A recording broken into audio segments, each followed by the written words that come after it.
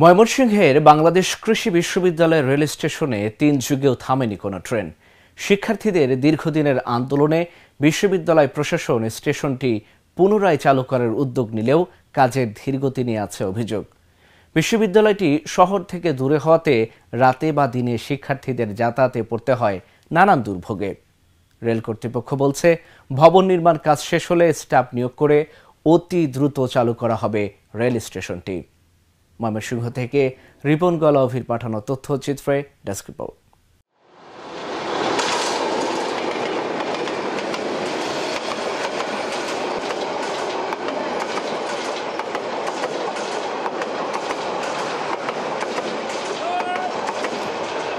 এভাবেই গতি নিয়ে একের পর এক ট্রেন অতিক্রম করে স্টেশন, কিন্তু থামে না কোনো ট্রেন। দীর্ঘ ৩৮ বছর ধরে এমন চিত্র ময়মনসিংহের বাংলাদেশ কৃষি বিশ্ববিদ্যালয় রেল স্টেশনের। রেল স্টেশনটি চালু না থাকায় দুর্ভোগে পড়েছেন বিশ্ববিদ্যালয়ের শিক্ষার্থী, শিক্ষক, কর্মকর্তা, কর্মচারী সহ স্থানীয় ২০,০০০ বাসিন্দা। চাকরির পরীক্ষা সহ বিভিন্ন কাজে ভোরে যাওয়া এবং ফিরতে রাত হওয়ায় ছিনতাইকারীদের কবলে পড়তে হয় শিক্ষার্থীদের।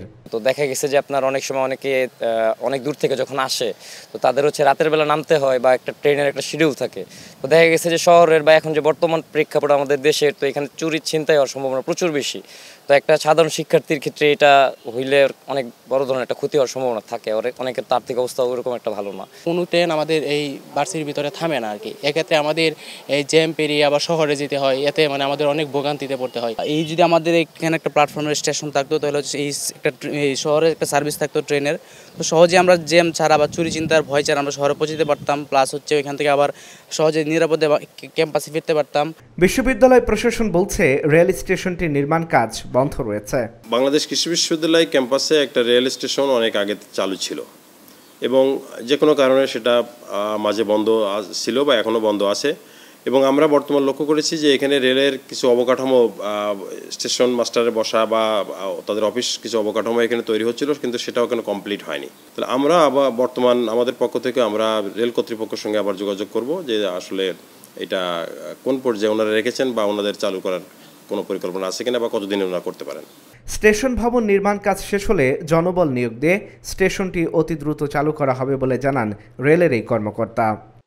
এই মুহূর্তে এটা চালুর ব্যাপারে কোনো নোটিশ পাই নাই।